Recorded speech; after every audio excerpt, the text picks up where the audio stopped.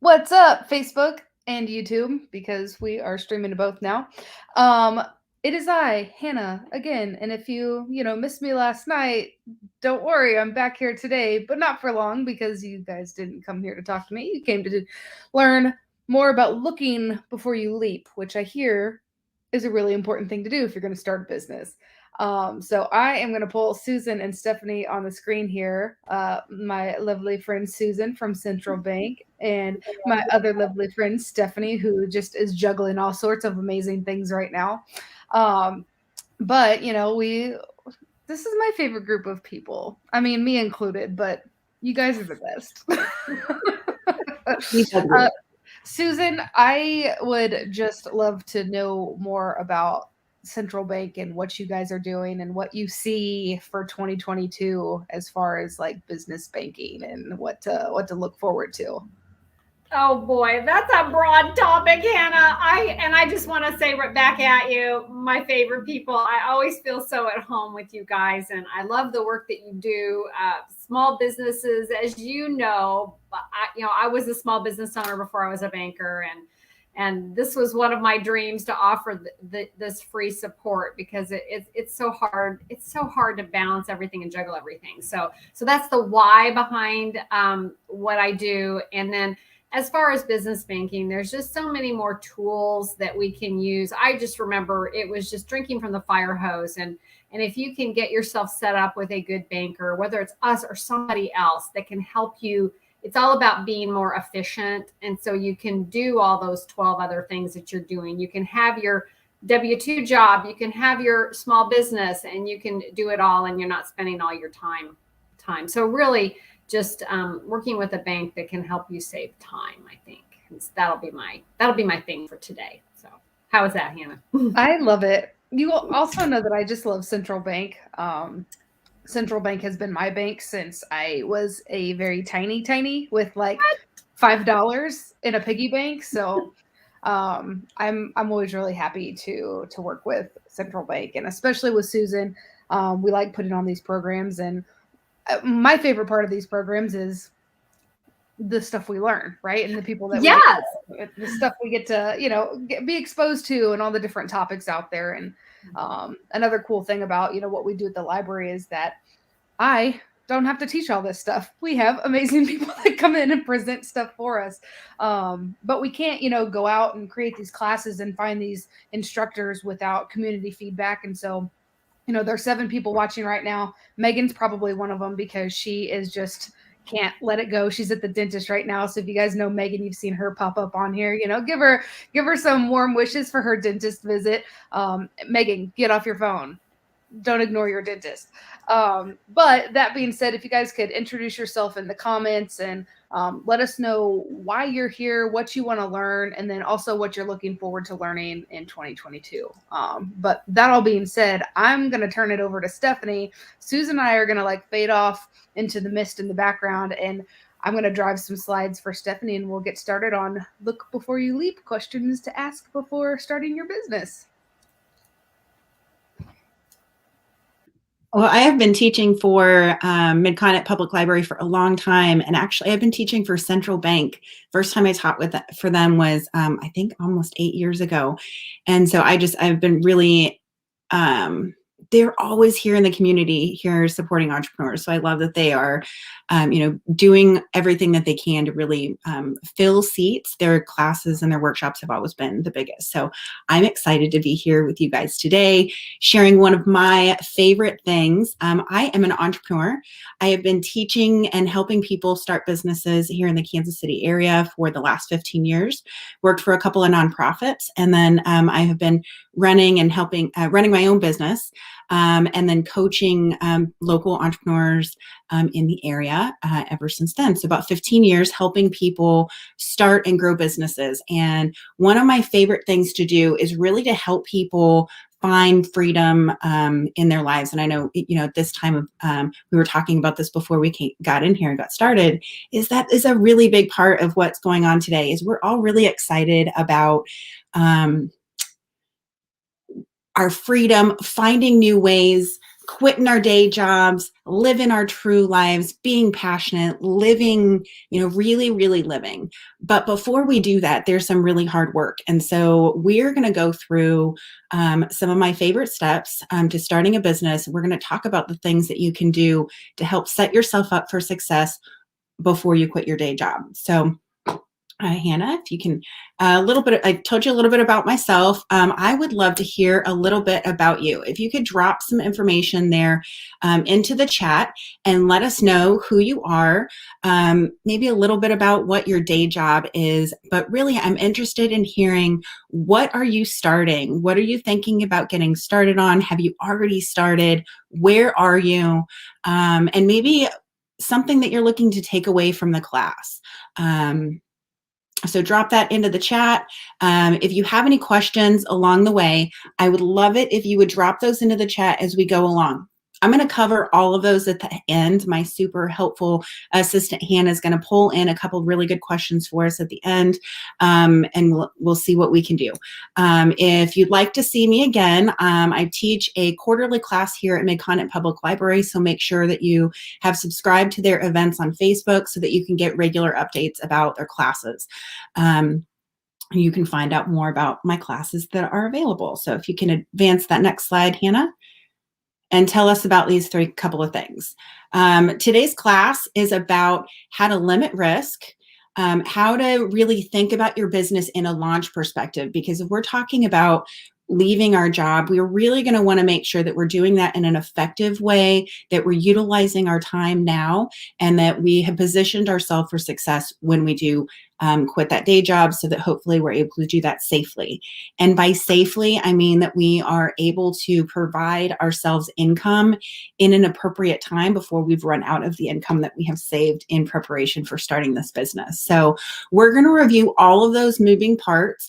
I'm going to cover what I could cover in probably 3 or 4 hours in about an hour. So I'm going to go pretty fast. Like I said, drop questions into the comments as you have them. All right, first thing you're going to want to do is get on the same page with your team. And so by your team, I'm talking about your, advance the slide. We want to get on the same page with our spouse or our family, whether that's you have a one-on-one partner or you are working with your parents, or, whatever your village looks like. You're really going to want to talk to them and get on the same page. Let them know what you're thinking about. As you're building your business plan, you're putting those financial projections together, it's important to share that with them. As an entrepreneur, we know what's going on in our head. We're thinking through the numbers. Sometimes we may be not sleeping, but we're thinking through all of these things all the time, but our partners can't hear that. They don't know what to expect. They don't know what the good, what the bad, and the ugly of this whole situation is gonna be like. I encourage you to, like the picture says, sit down, not with just your partner, but if you have kids, talk to your kids as well, because they're going to have to tighten up as well. They're going to see you a little bit less. You might have to adjust the family budget, which might impact them. And they might not be so happy about canceling cable and not watching TV in the evening anymore. But if they understand the benefits, and the benefits to not just you, the business owner, but to the whole family. For our family, my husband and I have been running a business for the last 10 years. And the benefits to our family have been huge. My husband, for the last 10 years, has taken our kid to school. He has been at home when she's gotten off of school a lot. He has, when we've traveled, we've been able to go with him. So there have been a lot of benefits to kind of running a business, but there have also been a lot of sacrifices to our family as well. So we really want to, you want to make sure that you're sitting down, you can advance the slide, and talking about all of the expectations. What are the time expectations during the startup phase? What are they going to expect from you? You're in this startup phase. We're going to talk about this as we move along, but you're going to be doing double duty. You're going to be working your day job and working this business and really putting together the preparation for that. That's going to mean that you're not going to have the ability to attend things the way that you might like. If you do attend them, you might be working while you're at that event. So, really talking to your kid and letting them know, if your kids are in competitive sports, that you're probably going to miss about half of their things for the first 2 years of the next year, or the next, course of your business. But that there are going to be benefits, but you want to talk to them about that ahead of time. The emergency brake is a really important part. So if you have a partner, there's usually, in most marriages, right, we attract our opposite. And so there usually is a more financially conservative person and usually a more entrepreneurial person. It's not really common for that to be the same person. So in this case, you really want to have these conversations as the entrepreneurial person. We're just going to take that assumption as the person who's like ready to quit their job, that you're the more entrepreneurial partner.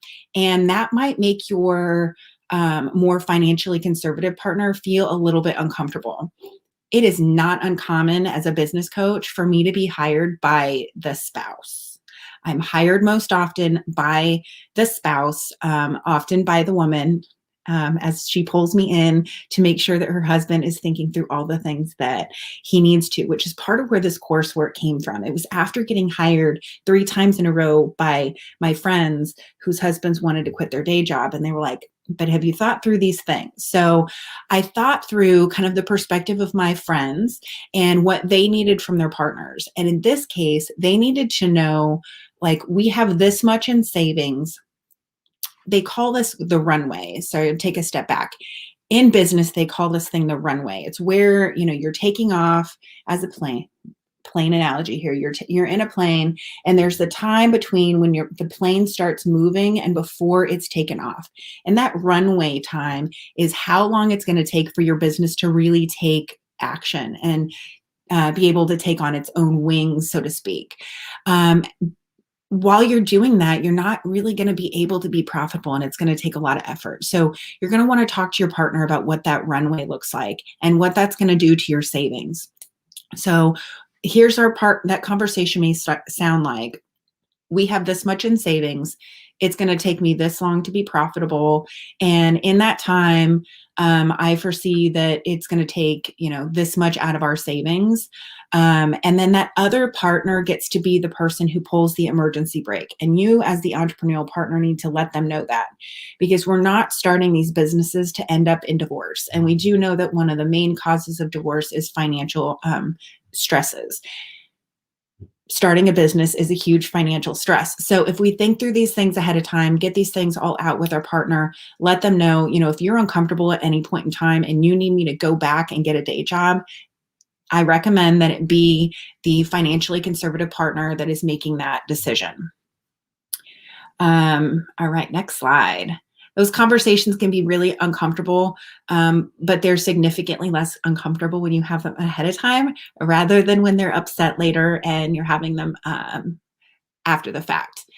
The number one way to alleviate the fears and concerns of that financially conservative partner is to do this: succeed quickly. You can go ahead and advance the slide. And so to succeed quickly, the last thing you want to do is put together a long 27-page business plan full of executive summaries. What you really need is a strategic plan that's going to talk to you about what things you really need to do to focus on to be successful. We're going to cover some of those. You're going to want to narrow your business concept, make sure that you really understand who you're serving, what you're doing for those people, who they are, know your customer well and by name. And by that, I would love for you actually to know some of those people before you quit your day job. You should have those relationships built ahead of time so that as you are, after you quit your day job, you already have those relationships with those folks. It's really important, advance the next slide, is to really understand who your target market is. By understanding, so this is a really hard concept for most new entrepreneurs to grasp. When we talk about target market, people often feel like what I'm telling them to do is to not take money from everybody. You can take money from whoever you want. But when we're talking about a target market, what we're looking at is, out of your limited amount of time to market your business, which audience are you going to focus your communications on? And I encourage you to focus on the customer that is most likely to buy from you. This is the person who already has their hand on their wallet. They have made the decision to make a purchase, and they're just looking to see which business they're going to give their money to. This is really important when you're looking at launching a limber, quick business like this, because it's going to help you lower your expenses. It's going to help you begin your sales process in your warm market. So start with people you already know. I like this target thing. So often when we start our businesses, we start with the shotgun approach. And that's important because we want to be able to see kind of what's going to happen. So we try lots of different things, but it's important very quickly to notice which of those bullets hit the target quickly, which ones were most effective, so that you can then hone in on your target audience and really be able to get a lot of success very quickly. All right, you move on to the next slide. It's very, very important to know your numbers. So beyond your numbers, we're not just talking about understanding, your sales projections, your pricing, like we talked about on the last slide. What we really want to do is talk about all of the numbers. So first, we want to review our family budget. And I think this is one of those things that we as Americans don't do. But now as an entrepreneur, particularly one, we're going to assume you have this financially conservative, lovely partner on the other side that you're considering and want to stay married to. So we're going to do some things that are not only really great ideas business-wise, but are also going to make them feel much more comfortable. So we're going to start by reviewing our family budget. We're going to write down all those numbers, figure out what we're actually spending so that you can trim where you can, figure out, are there any subscriptions that you can cancel, cable you can cancel, any ways that you can save money so that you can lower those monthly expenses. The lower that your monthly expenses are, the more that you can keep your savings in your bank. That's the next piece, is before you're quitting your day job, you need to make sure that you have a little nest egg that you have. So you're going to work on saving for this transition. So if you are looking at quitting your job in the next 6 months, how much would make you and your financially conservative partner feel comfortable that you have in savings before you leave your business? And so then you want to backtrack that and figure out how much you can save. The other thing you want to look at is how much can you realistically invest in your business, which means you have to know what you need to go into your business and make sure that that aligns with the amount that you need to be able to invest. You also need to know how long you can survive without a paycheck comfortably. And so I think that that is often one number for you and one number for the spouse. So I like to do 1, 2, 3, we're going to write each cards down. Each you have a card, you're going to write down how much of your savings that you're comfortable with going through. Both of you drop that card and see where the other person is at, and then see how you can compromise. I think you might be surprised with kind of where your partner is coming from, and it's a really good opportunity to start conversations. All right, next slide. The next group of numbers that you have to know is the numbers that it's going to cost you to start your business. So you need to know your startup expenses, your equipment, the supplies that you're going to need. You're also going to want to consider marketing expenses. This is one of the most common things to overlook. So I encourage my clients to go through and come up with a complete list of the marketing materials that they're going to have and pay for within the next 6 months to a year. What are the things that you're going to need immediately to start doing business? So if you feel like you have to have a website and you feel like you need to have business cards, you want to make sure that you've added all of those expenses in. If you feel like you don't have any marketing expenses, you're wrong. That's a very common mistake that startups make, is to underestimate those startup expenses. If your focus is going to be on Facebook, you're going to want to make sure that you're setting aside money to sponsor those posts. If you've got a product-based business and you are going to be selling via expos and things like that, make sure that you've considered those expo fees up front so that you can pay for a couple of events. And then, you're not worried about necessarily paying for them all right up front. You then can, really schedule your time based on what opportunities are available to you, not necessarily as much of a financial crunch. And so it's really, really important to know what those expenses are so that you can trim where you can. You can get creative, you can bootstrap, you can find friends and family that are able to help you create the marketing materials, or maybe you can buy equipment used. So one of my favorite business stories is about my friend, Danny O'Neill. He talks about the story in one of the business class books that I read when I very, very first got started as a business coach, Fast Track New Venture. Danny talked about his process of applying for a business loan. He had, and I don't remember the numbers, somewhere in the 20s, 25,000 or something that he was looking for a business loan. And he applied, took his business loan or his business application to all of the banks in town. He had help putting it together. It was a solid application, but because it was a coffee business, which is coffee shops are really highly likely to fail, as are food businesses. And so because it was a very risky business and he didn't have any experience in the coffee industry, banks were just not willing to lend to him. And so he had the choice at that time to either pack up his dreams and no longer, approach them in that way, or to, really dig in and find new ways to think about his business, which is what he ended up doing. And so after getting turned down time and time again, he tightened up his business belt and found that he could buy equipment used. He found that he could use equipment financing through the vendors, and then he didn't have to get a business loan for that.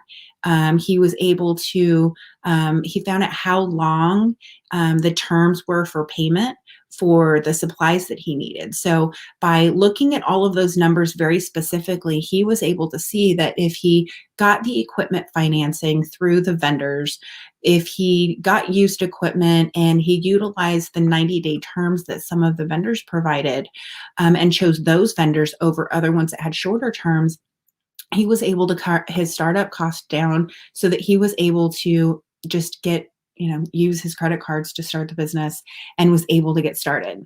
For those of you who don't know the roastery, I would encourage you to go out and get a delicious cup of coffee, because Danny has been extremely successful. And, they have tons of coffee shops around town. You can get their coffee in Costco.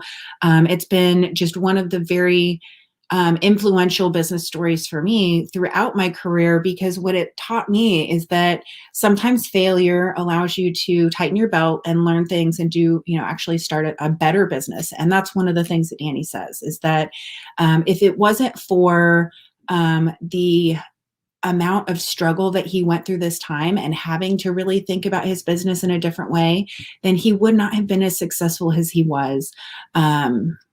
Which I just love.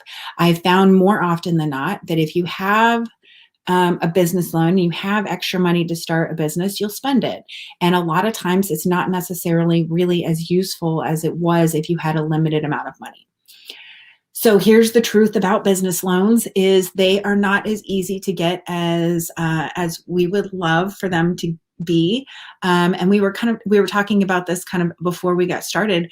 The bank would love for you to have a job when you apply for a loan, but starting a business then makes that challenging because you're wanting to quit your job. So you really want to consider how your business and your personal finances affect your ability to get that loan if that's something that's really important to you, and make sure that you're having that conversation with your banker ahead of time so that you can talk to them about, how does this affect my ability to apply for funding?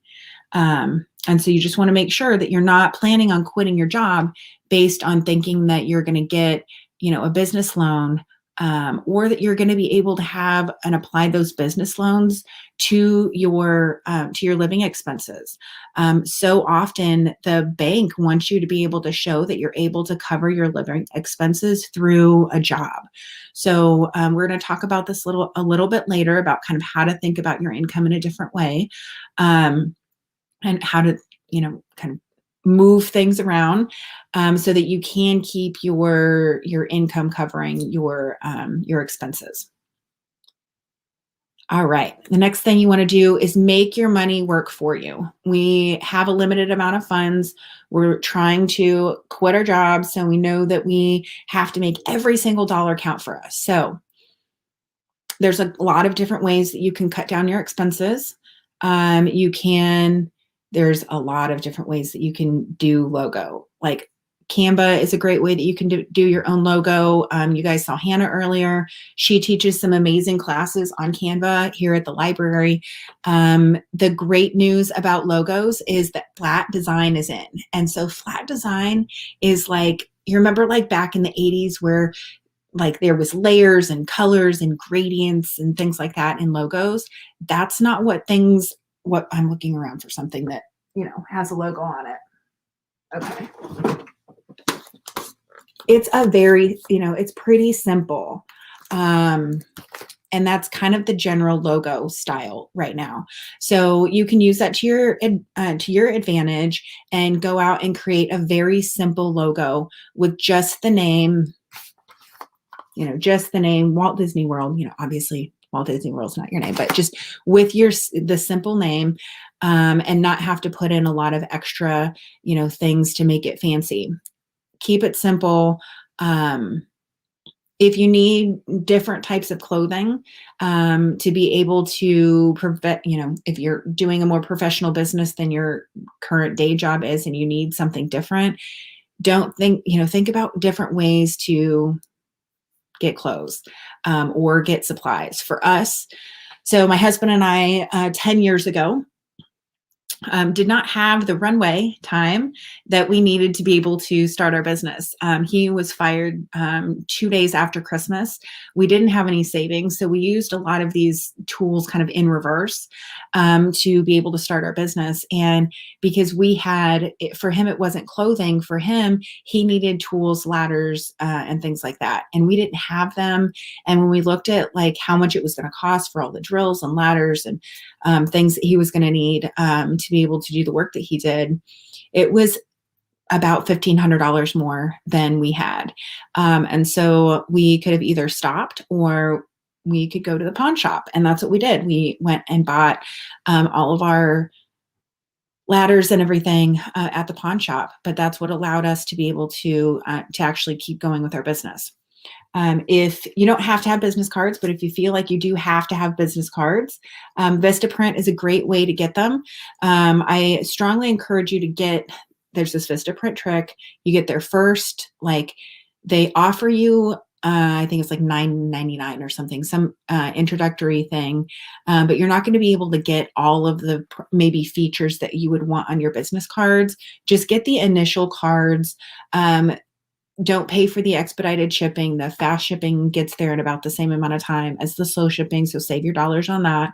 And then when you get your package of business cards, they usually give you like a 90% off coupon that you can use to apply to your flyers or to the actual fancy business cards that you might want. Squarespace is another amazing option for helping people put together a website. If you can work yourself around Canva or do some fairly, decent work in Word, a lot of times you can use Squarespace. There's some really great tools available on YouTube to help you learn how to do some of the stuff. Next slide. Flyers. Canva is king. So Canva is a really cool tool. You do not have to pay for the membership to start. So as we're looking to keep those expenses low, we really want to look at using things like Canva to create really great social media, flyers, all kinds of really cool stuff you can do on that, as well as your logo. One of the biggest expenses that you're going to have or could potentially have as a new business is your physical location. And so I strongly encourage you to find different ways to think about your location in a creative way that will allow you to lower your business expenses. So rather than feeling like you're really in business once you've got an office and a business card, perhaps you could think about things like utilizing the amazing co-working space at Mid-Continent Public Library and some of the other places around town to give you that professional office space and that quiet time to work that's outside of your home without having to add, thousands of dollars potentially a month in an office space. Co-working spaces are a really cool trend. We've got, I think, probably 15 or 20 different co-working spaces around town. If you don't know what those are shared workspaces that entrepreneurs use. There's different business incubators around town. So maybe you're looking at starting a cooking business, a catering business, or making cookies or things like that. Instead of looking at opening your own commercial kitchen, you could go and rent from one of the commercial kitchen incubators that's around town. And so they allow you to rent space from them on an hourly or a limited basis. But instead of having that whole overhead for your stove and your oven and, the lease for the space and the heat and all of that, instead you get to share those expenses with other people. And that is a huge way to lower those startup expenses. And it also gives you the opportunity to test that idea and adjust before you've taken on those additional expenses. Coffee shops, looking at any way that you can offset that physical location is really, really helpful. Instead of maybe having a full warehouse for, your storing your t-shirts or whatever you make, look at using an actual storage facility for just a couple $100s a month.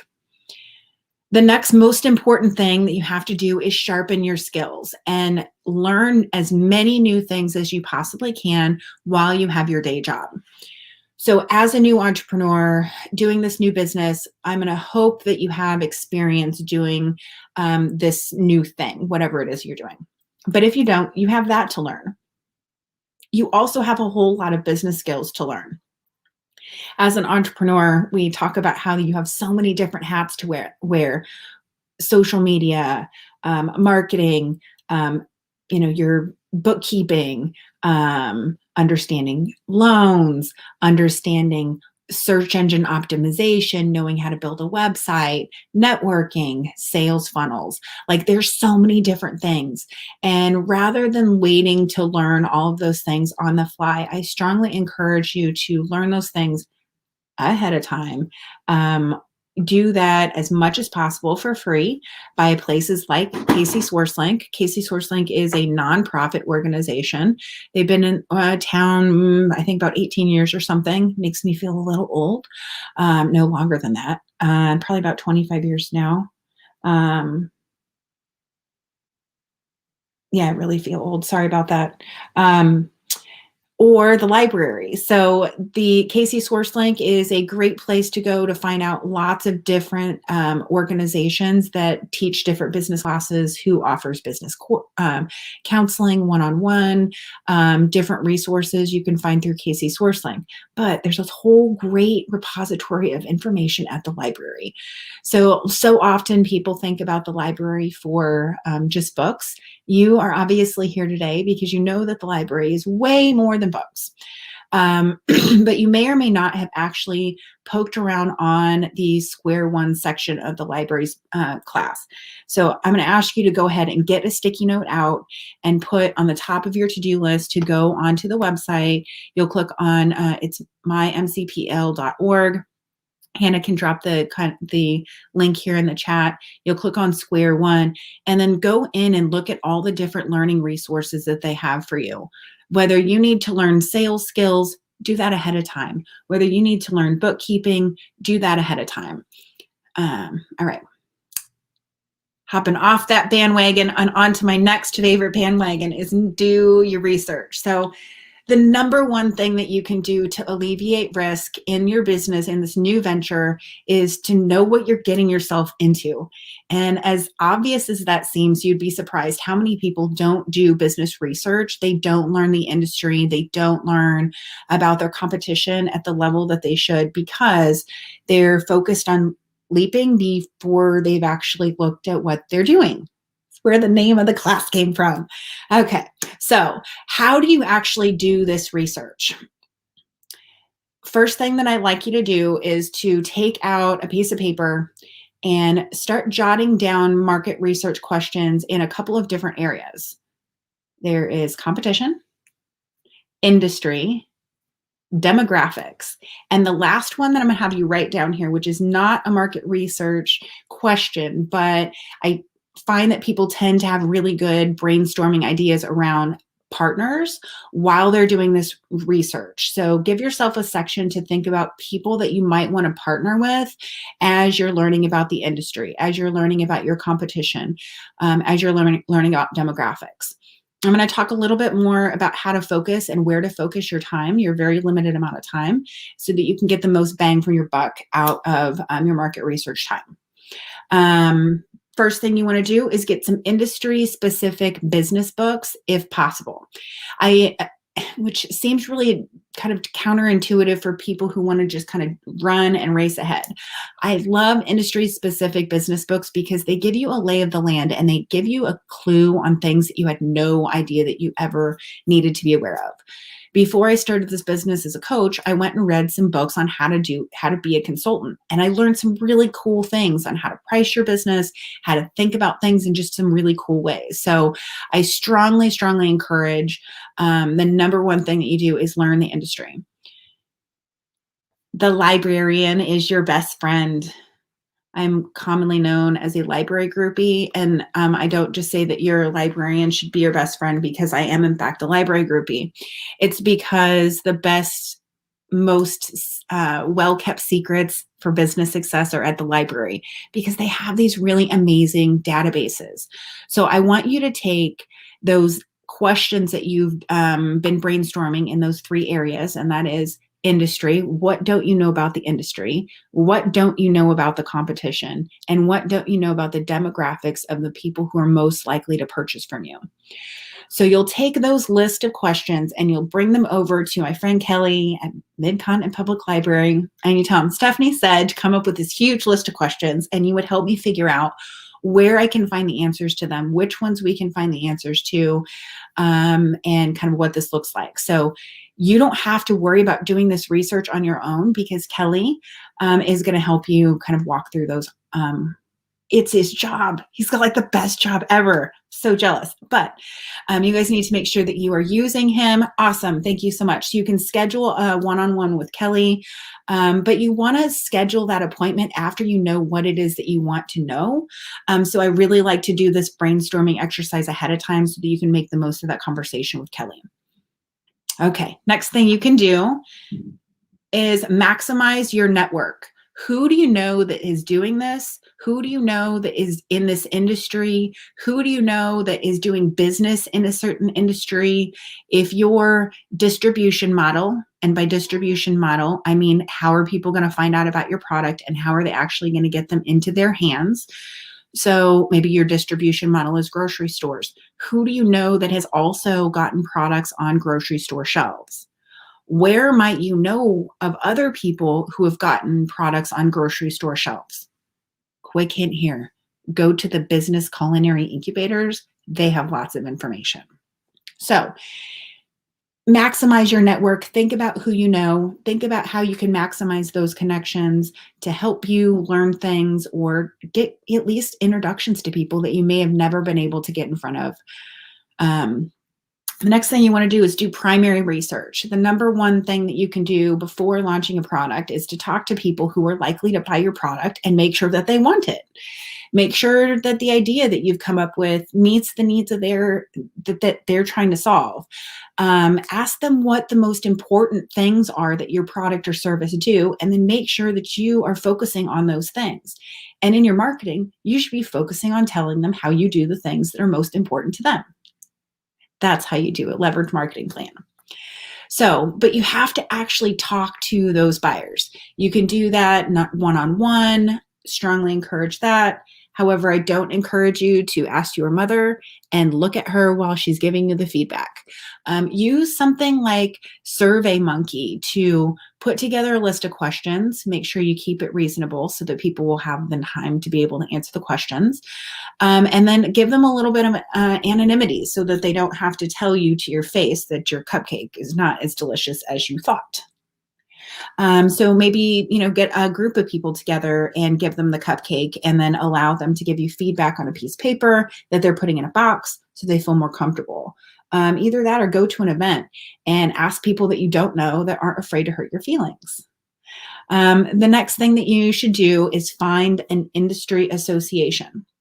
An industry association is like, okay, so those Got Milk ads, that's filmed by the Milk Association, right? That is a group of people, it's an organization that their whole goal is to market milk, to research milk, to convince everybody that drinking milk is great, and then to help lobby for milk, like all the things that are important to milk. All of milk businesses, those are what the Milk Industry Association does. There are industry associations for literally everything. So there are going to be some at the national level, maybe at the regional level, and also potentially at the local level. So I would encourage you to look for industry associations. That's something that Kelly can help you with. You can also do a quick Google search and find whatever your industry is, restaurant industry, freelance writers industry, association. One way or the other, no matter what it is that you're doing, there's a group of people that represents you, that is providing information. They have networking organizations. They're often doing a lot of this market research for you, and then they will do it for you on a regular basis and then write these really cool articles that tell you what it means. So you don't have to do the research. You don't have to do all of that lengthy process, but you can get benefit from having the very most latest information. I highly encourage you to join the industry associations, at least their newsletter. You don't have to pay. Some of them are really expensive. You don't have to do that, but you can sign up for their newsletters and then find out when they have events. Attend them, and if you can, attend their webinars and things like that. A lot of them are looking to encourage you to join, so they're going to provide really good information. So like I said, sign up for those newsletters. All right, while you're learning the industry, I have a list of things you're going to want to look at. Industry trends, what's happening in this industry? What segments of this industry are growing or contracting? So I'm going to take my business, for example. So my business is a security business. We're seeing that access control, and so we do cameras, access control, fire alarms, and then home security systems are all of the things that we can do. But what we found by watching the industry trends is that access control is actually growing at a higher rate than other parts of the security industry. And so we're focusing on that part of our business. We're looking at what's changing. Well, lots is changing. How these devices are connecting and communicating with each other is changing a lot. And so we know that we could use wire in different ways. We know when there's new technology that's going to come out, and we know when we can sell that and promote, like when we need to tell our customers not to buy, and like we're going to wait a couple months, there's going to be a huge leap in technology, and then I can go back and sell to people who maybe needed license plate recognition. There's a new technology. It also will let you know kind of what your standard pricing is and what your standard markup is. Figuring out how to price your product is a really challenging thing as a startup, and you don't want to do this in a bubble. Like, you're not just making things up and deciding how you're going to charge things. Like, you have to actually go out and find out what are other people charging, what are other people expecting to be charged when paying for this product or service. It'll also help you learn about those traditional sales channels. And so once again, that's how somebody's going to find out about your product and how they're going to actually get it into their hands. And then, are there any other special considerations to this business? So is there always, how is technology going to change this business in the next 3 to 5 years is something that you need to be considering all the time. Okay, next. Before you quit your day job, you need to understand who the competition is. You need to understand what everybody else is doing so you understand where you fit. There's probably going to be a lot of competition. Let's hope there's a lot of competition, and we're hoping there's a lot of competition because competition means that there's people who want your product or service. So we're not going to be afraid of competition. We're just going to learn about them. We're not going to learn about them obsessively throughout the life of our business because that can be really distracting and can breed paranoia and some really unhealthy things. But it is important to look in the beginning. You want to look at both your direct and indirect competition. So by that, I mean, who is solving the exact same problem? So maybe you're starting a plus size dress shop.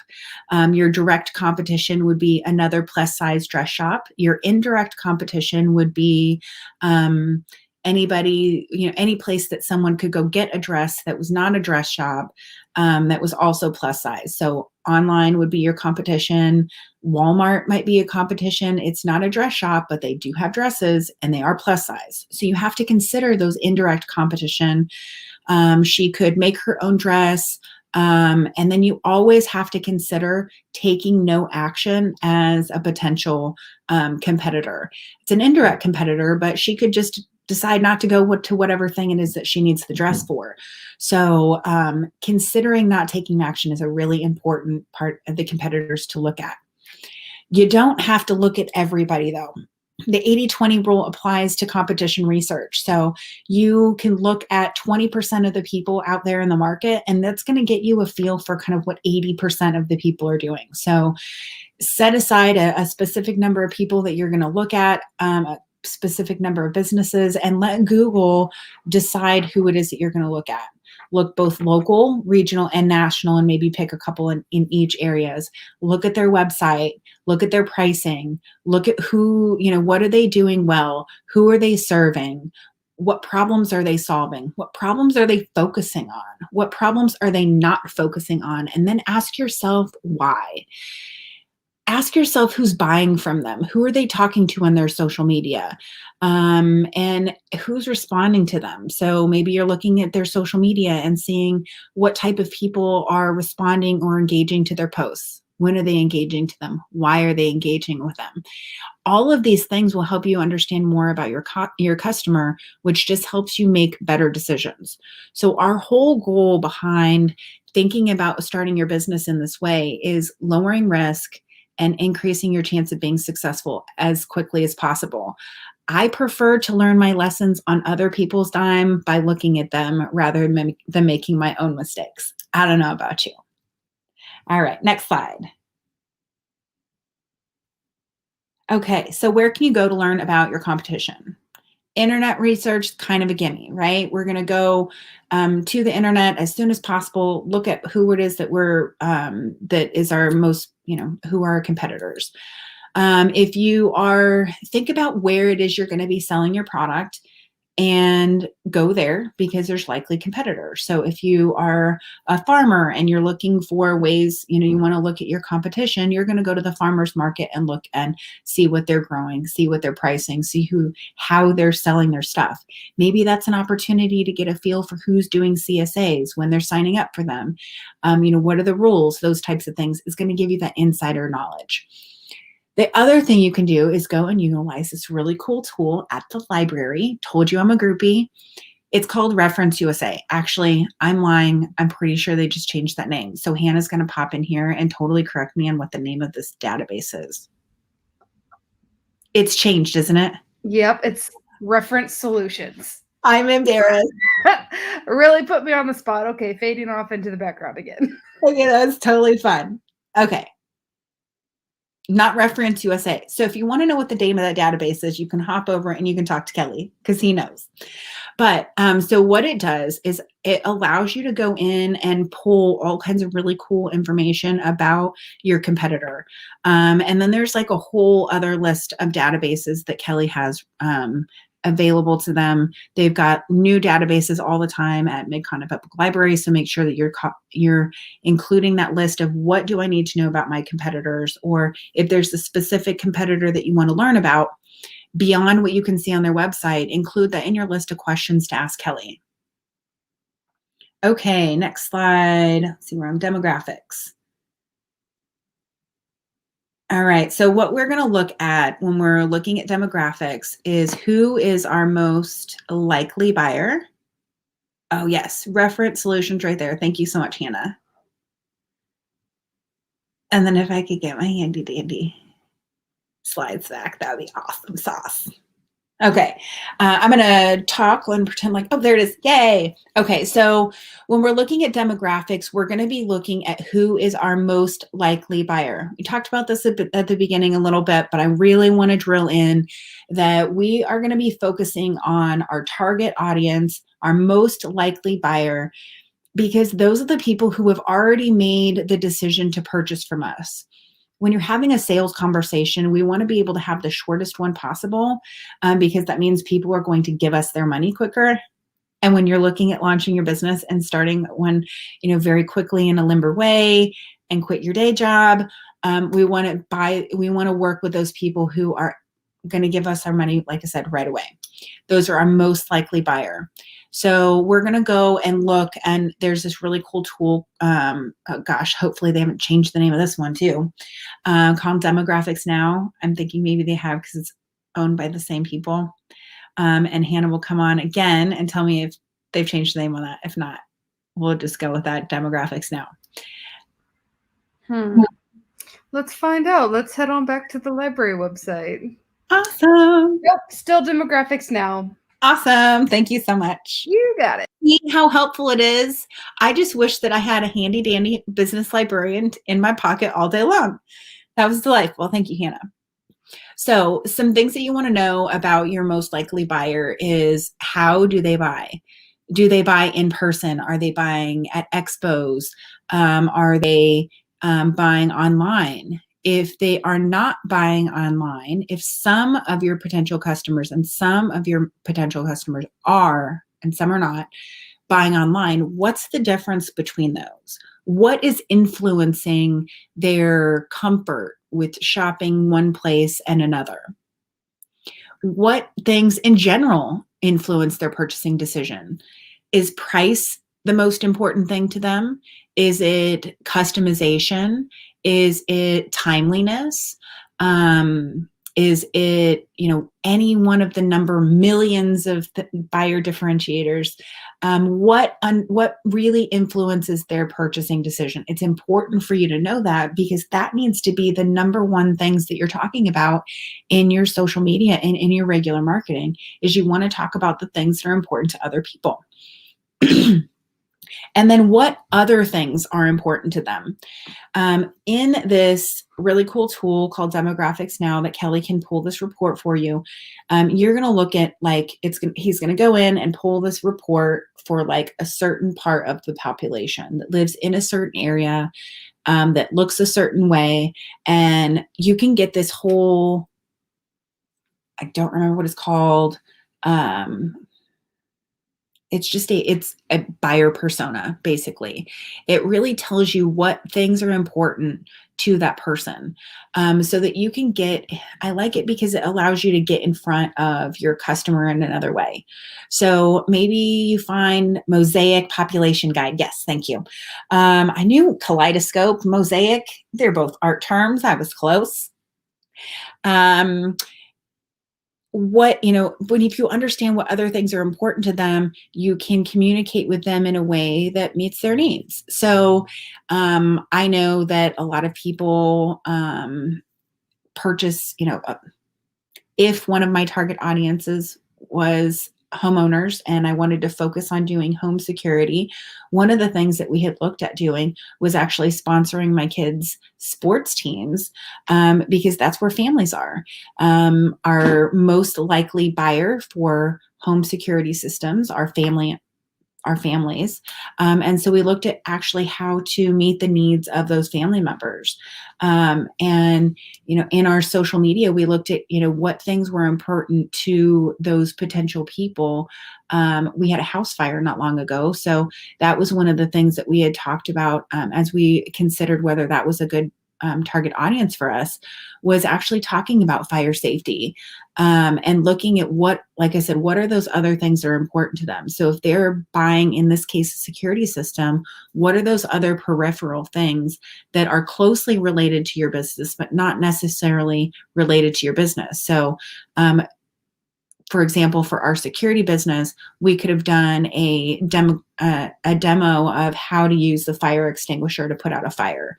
That was one of the things that happened in our house fires. Not use the darn thing, so that was not very helpful. So doing that kind of as a PSA allows for us to, be relatable, share things that are relevant and important to them. And heaven forbid, we might actually go viral for sharing something that's really helpful, which tends to be the things that go viral. And there's a lot of people, that are really doing a lot of business by sharing things that are really helpful for other people. But if you don't know what things are important to them, you can't talk about them. Okay, next slide. So you want to know, most important is how they find information. Where are they paying attention? What social media things are they using? Are they finding information by searching Google or Pinterest even? How much will they pay for this product or service? What are their perceived benefits that they think that they're getting out of this product or service? How do they spend their time and money? Once you know how they spend their time and money, you can talk them into giving it to you instead. All right. Last but not least, let's talk about sharpening your skills. We talked about this very, very briefly at the beginning of the workshop, but I really want to hone in on sharpening those entrepreneurial skills. We're looking to not only increase our chance of success, but we're also looking to alleviate any sort of risk. One of the number one ways to alleviate risk is to know what you're doing. And so let's review some different ways to sharpen your skills. Hopefully you'll do these things before you quit your day job.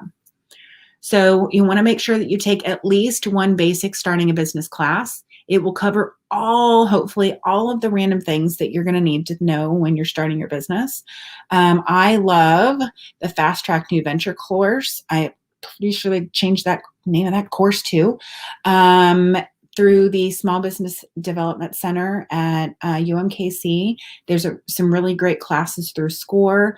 As I mentioned, I teach a really great class, 5-week class, quarterly here at the library that covers kind of all of the things that you need to know when starting a business. So we have a lot of different things that you can find. You're going to find all of those classes listed on the class calendar at KC Source Link. That's kcsourcelink.com/class calendar. You can sort on the calendar by the types of things that you're going to want to learn about. So if you need to learn about marketing, you can sort by marketing, and you're going to find a whole list of marketing classes that are available in the Kansas City area. These are going to be free classes, low-cost classes. Most of them are provided by nonprofits in the community. Let's see.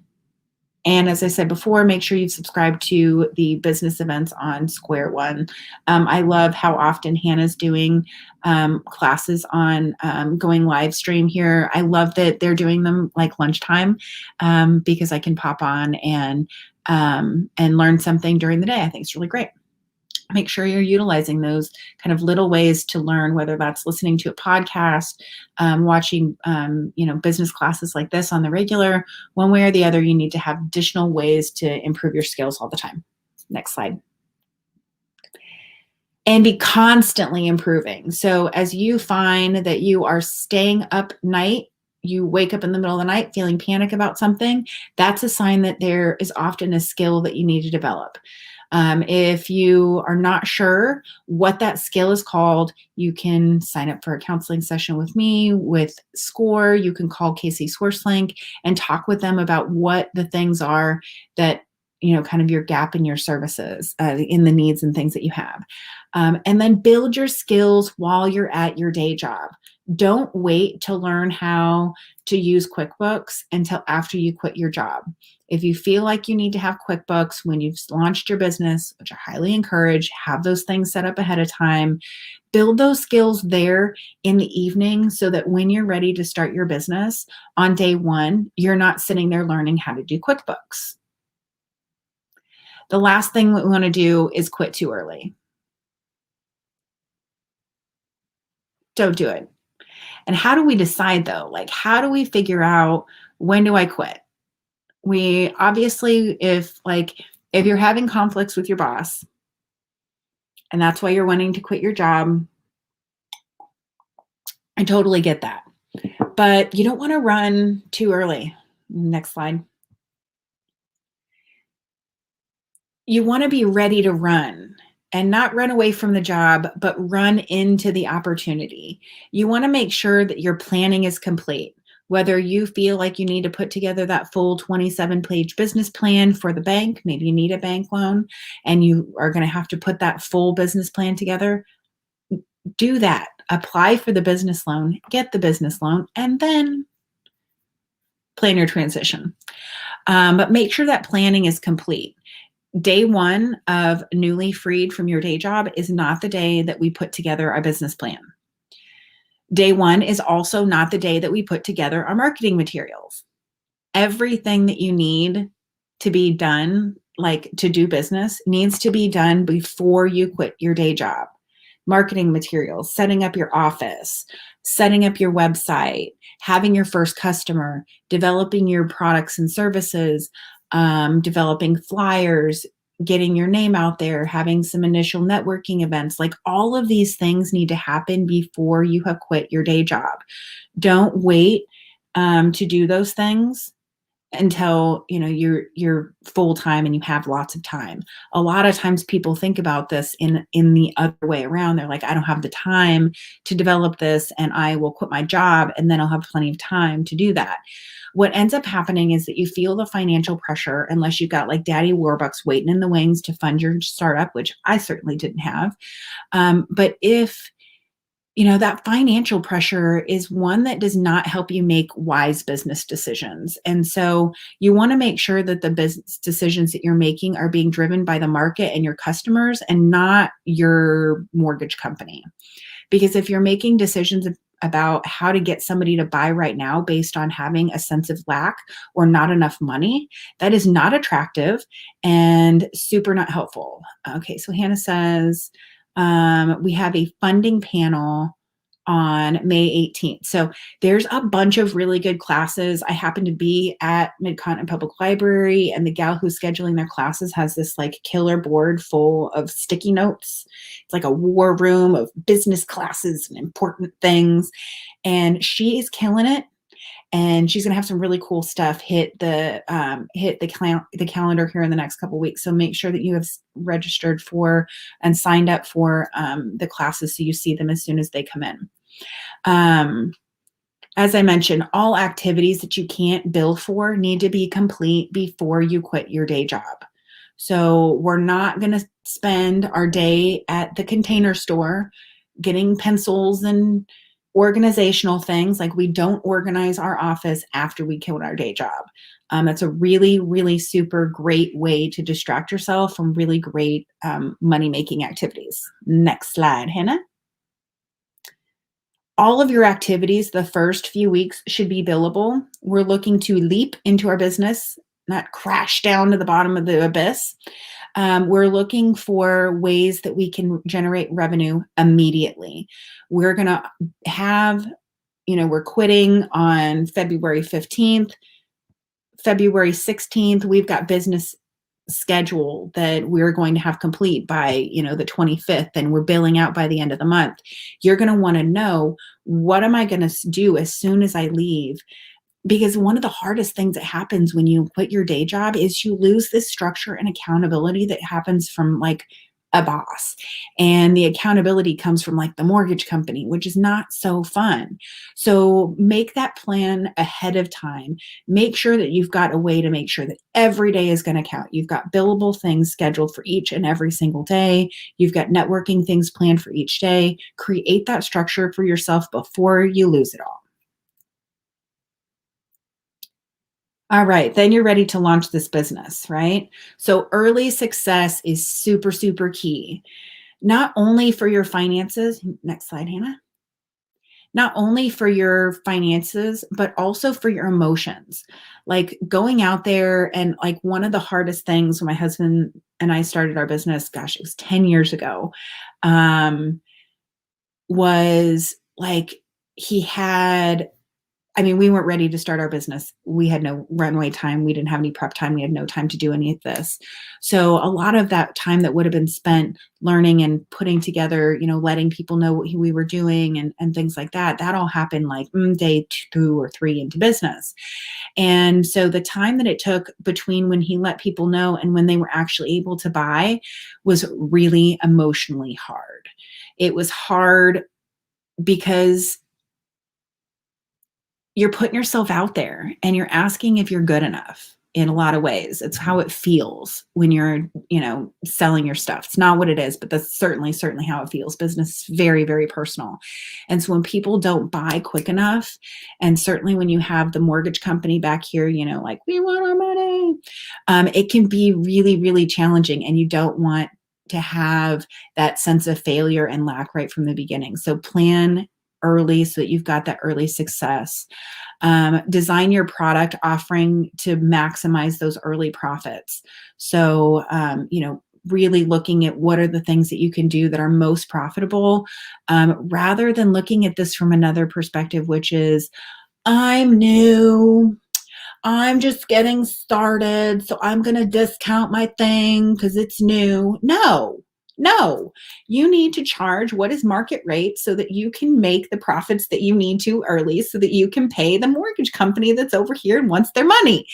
So really, really making sure that you're designing your product offering, you're asking appropriate prices, you're asking market rate, even if you're fairly new.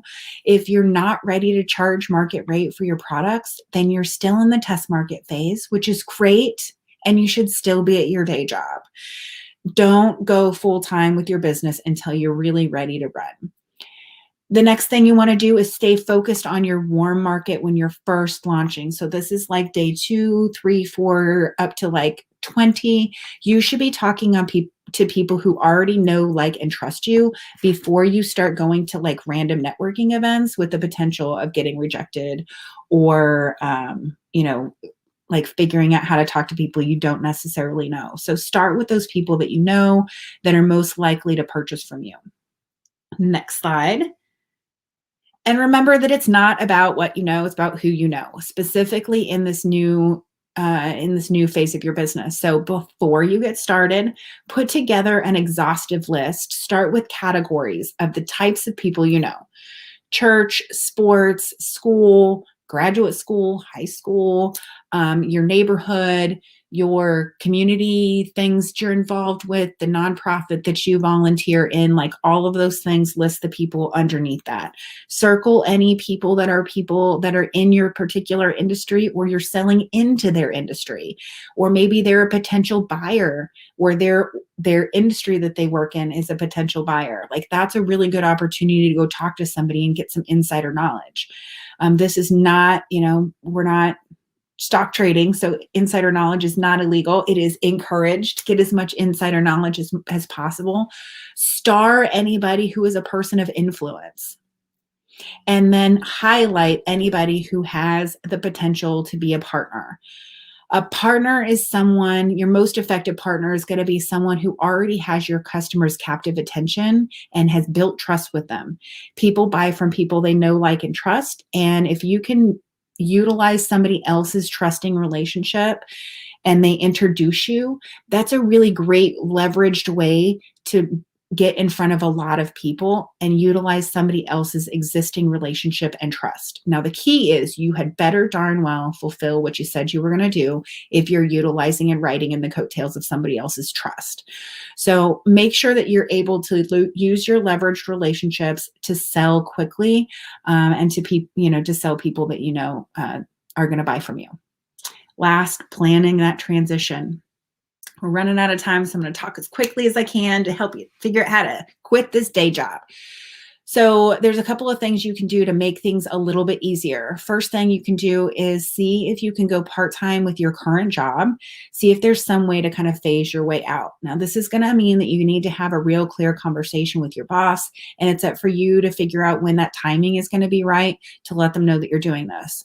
Some bosses are going to be really great about encouraging you to live your dreams, and other ones are going to feel a sense of loss, especially in this time of employment shortage. So talking with them about how you're going to help out by going part-time and helping them phase into a new employee and really getting trained is a great way to position your opportunity as an opportunity for them as well, as opposed to a potential downfall. So see you practicing your sales skills already. Look at you go.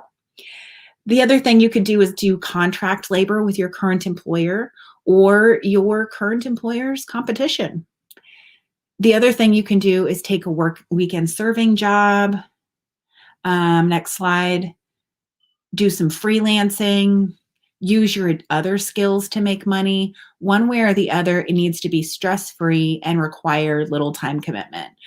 Some of the people I know are teaching Chinese kids how to speak English in the middle of the night. And then that allows them to pay their bills so that they have the freedom and time and the lack of financial constraint to actually build their business. So one way or the other, however you're doing this, make sure that you have thought ahead of time about all of these things. Make sure you know your target audience. Make sure you've got a good lay of the land. Make sure you've talked to your partner and you have like already ahead of time found some cool ways for them to tell you like, your little business idea is making me super uncomfortable.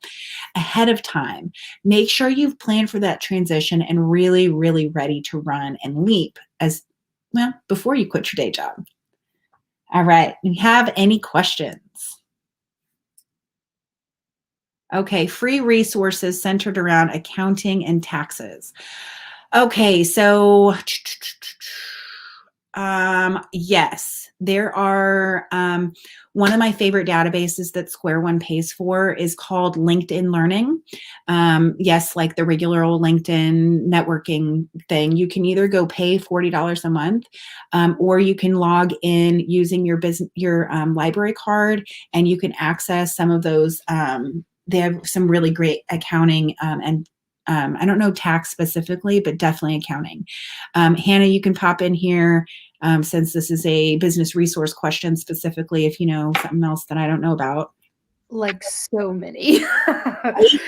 Yeah. LinkedIn Learning has just, I'm not going to say too many because I don't believe in too many I think courses, it's a lot. but it's a lot. Yeah. And I mean, my favorite to direct people to is just the QuickBooks one because it's a good idea just to like understand accounting basics and not just like balance sheets and that whole thing, but like how to use QuickBooks, right? Because like even people that go into accounting, they learn like paper and pencil accounting and then they learn how to use QuickBooks. So yeah, LinkedIn Learning's a huge one for accounting and taxes. LinkedIn Learning's great for everything though, not just accounting. As far as taxes, I know that chambers are one of the places that I go for like the very most, like around this time of year, you're going to go to the Casey SourceLink website and search for accounting. Either that or they have some people who work the actual hotline, but they can tell you who's hosting what. Their phone number is 816-235-6500. And so, you can give them a call and find out specifically who's having those. The chambers have them. They bring in tax experts and they talk about that stuff this time of year. Let's see. How important is having a relationship with my bank as a business owner? Susan, do you want to come back on and answer this one? Too bad. Hold on. There you go. You're muted. We need to hear your lovely voice. Okay, how's that? Perfect. Yeah, and I didn't realize it until I became a banker, but bankers are people just like anybody else. And if you just walk in off the street and you go, hey, I got a great idea, I need a bunch of money. It's different if you've already created a relationship with that banker, and you go like, hey, you've known me for 10 years and look at, and I'm ready to do this, or you've known me for a couple years. It doesn't have to be 10 years, but they just, when you're doing your everyday banking, get to know the tellers, but also get to know the branch manager. There's usually a loan officer in those branches. Take them out to lunch and talk to them about, this is what I want to do in the future. And what's your advice? They have seen it all. They can tell you what sounds, like, I don't know, might change this or that, or, might want to think about this. They're great resources for free advice. And y'all know everybody. People. They do. Right? And so I love to be friends with my local bankers because they refer me. As a business coach, they know when they have a problem that I can solve, and they know, like, I'm going to send you over here because you're going to have your needs met. And so, yeah, from a networking perspective, even, and even over the last 2 years, COVID, and having a relationship with your banker has been absolutely critical. Having them notify me when, there's something that I need to be applying for, or something's coming up, or there's a forgiveness, something or other. Like, over the last 2 years, it has been absolutely, like, arguably, there's only so much you guys can do at loan committee or whatever. But like the last 2 years, it's been hands down incredibly important. I do think that our loan officers have been the unsung heroes in a lot of the, keeping these small businesses alive. I mean, they worked a lot on those PPP loans, et cetera. So they really went to bat for a lot of people. I appreciate our loan officers immensely. They did. They supported our country. Mm-hmm. And we're so stressed. Stephanie, Sherry wants to know that number one more time. I can type it in the chat. Yes, it is 816-235-6500. If you notice, I talk a lot about Casey Sourcing. It's because I worked there when I was a girl. But it's amazing. It's an amazing resource. There's over 200 nonprofits in the Kansas City area that are here to support you. And so you can call them, let them know, I'm struggling in this area, I'm feeling stressed in this area, and they can help direct you. All right. Do we know anything about the new Venmo and Cash App rules about earnings reporting? No. You know what I know that I know? I know that I need to know more. That's almost what I know. Right. I know that I love Venmo. I love Cash App. I love PayPal. I love all those forms of payment. And especially, like, if you're a 1099, if you're a freelance person, if you're a photographer, if you're a graphic designer, like, those are really great ways to accept payment. However, if you make a certain amount of money doing those things, you need to pay taxes on that income, right? So what I know is that I don't know enough, but what I do know is that there's an option now, right? Like, when somebody pays you for a product or service, there was the option to make a little checkbox that says this is for a product or service. Well, not everybody's checking that, and therefore that's income that's not being reported, and that can get a little dicey with the IRS. And so now any of those payment systems are, like, I think they've put like a cap on, like, a monthly limit or a yearly limit. Like, if you've made this much money for a year, it's not very much. No. So yeah, all that's going to be then reported to the IRS. So those are things that, one, learn more about it, especially if you're taking payments through those digital services, and two, start really setting aside that money, to pay your taxes. And get your little happy daily spreadsheet out. Yeah. And at least, at a very minimum, if you don't have QuickBooks, keep track of your in and out, take pictures of your receipts, save them on a section on your phone so that you've got that. And then this whole, like, bookkeeping thing doesn't have to be really challenging. And if you don't want to have the startup expenses of having the QuickBooks expenses every month, that's fine. If you don't have a lot of expenses coming in and out, just document your expenses, and there's a lot of things. And so I guess the larger question is not specifically Venmo or Cash App, is go and make sure you have a general understanding about what your general tax things are. Like, what can you write off? When do you actually need to be concerned about taxes? How do you file? When do you file? Like, is it quarterly for this, or is it annually for that? Like, figure out what those things are. And you won't have to worry so much about this new change because it really is just allowing people to no longer not pay taxes. So do the same old thing we were supposed to do. Can I work with the UMKC Small Business Development Center if I live in Kansas? Great question. You have your own. So there is a small business development center at college. It's the community college. Name of it's at college in, oh, come on, Janelle. You know what I'm talking about. It's the Johnson County Community College. Come on. Yes. They have an amazing staff out there. They have their own website. I believe it's ksbdc.org.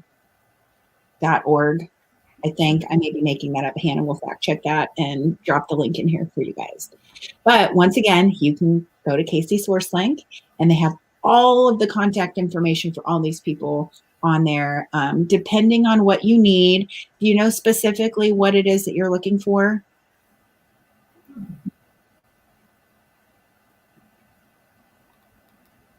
Coming back. Well, so if you're looking for a general startup class, you can absolutely take, anybody from all over the city can take that startup class there. You might also want to look at the Women's Business Center, provides the same course or similar course that might be a little bit closer to you. And we had this this question come in from Jill. I think this is probably a typo. Look back at the description on the event, and I maybe missed this one in the discussion. I'm going to answer this, and this is some inception that's going on at the library. So last night we had a TikTok class, and FYP on TikTok means for your page, which is a popular hashtag. What I think happened is that those two class descriptions got a little weird copy and pasty. Therefore, I'm pretty sure that's the answer to that question. So FYP, here, I have no idea what you're talking about. FYP means for your page, and it's a hashtag that's popular on TikTok. There you go. And I'm glad I'm not the only one that has to Google some of these things because I'm like always, I don't know what that is. I don't know. Know how to use your resources, folks. That's the number one thing from today. Know what you need to know and know where to find the information. All right. We've got one more question from Janelle, and then we can, we're probably keeping Susan from her lunch. Ballpark fee for a business coach. Oh, gosh. You can literally go all the way from $0 at SCORE or at the SBDCs. I personally charge $60 an hour. I would say I'm like on the lower end. There are some people that charge $300, $400, $500 an hour for very high-powered business coaches. It all depends on what their focus is. I'm targeting micro businesses, so it doesn't make sense for me to charge $500 an hour because I can't serve the people that my heart bleeds for. So I've priced myself for my market because that's where it's important for me. But notice that there's a large range. If you're looking for something free, scorekc.org is where you can sign up for a free business coach.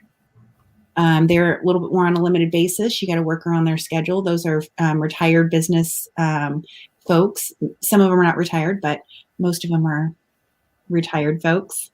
Great organization. Yes, and please fill out our survey.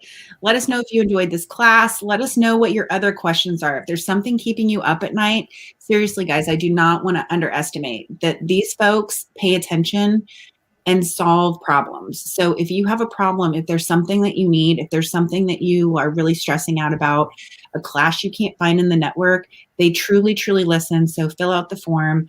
Squeaky wheel gets the oil. So squeak away, y'all. Yeah, please squeak. Also, we are grant funded from the Kauffman Foundation, and they also like to know how our programs go and how many people attended and what they learned and what they're looking forward to learning in the rest of the year. So if you want to help us keep our grant, I think you might. Filling out that quick survey would really be awesome for me and for our stats person at the library. So now, is that only for people who live streamed, or is this going to stay up and can people fill it out if they watch it like next week? Yeah. So online programming is weird because people don't just watch it live, they watch it, days and weeks after.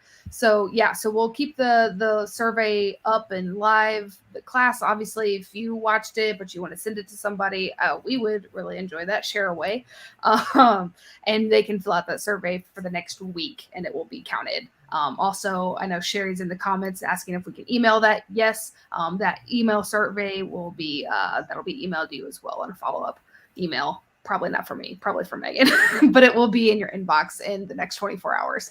But yeah, so thank you guys. Thanks, Susan. Thanks, Stephanie, for this. And I'm going to drop my email in here. Yes, yeah, and we'll make sure in our follow-up email that you've got the survey link, you've got the link to the recording on Facebook, and then we'll make sure you've got Stephanie and Susan's contact information if you want to have a conversation with your awesome banker. Gotta love Central Bank, so we want to make sure that you can connect with them as well. And we want to make sure that if you want to reach out to Stephanie, if you have any other questions, you can reach out to her. So yeah, send me an email or sign up for one of my other classes. I'm going to be teaching, I think, like 20 classes for the library this year. So there'll be lots of time to see me. Yes, we love bringing in Stephanie because she is a self-proclaimed library groupie. Absolutely. Well, I'm a Stephanie groupie. I'm also a Central Bank groupie. So, oh, for sure, for sure. We're just a little gaggle of people up in here. So anyway, we've run a little over. I don't think anybody's upset about it, but last words, please fill out that survey. Thank you, Stephanie. Thank you, Susan, for helping us put this on, and we will hopefully get that. We've got our website is the library. We're taking a little slow on some of the stuff getting up there, but as soon as the next class is live in May, then we'll make sure that goes out on all the social medias. If you register for this class, we'll make sure that you get information on that next one as well. Awesome. Yeah. Sound good, everybody? All right. I will talk to everybody later. Thanks for joining us.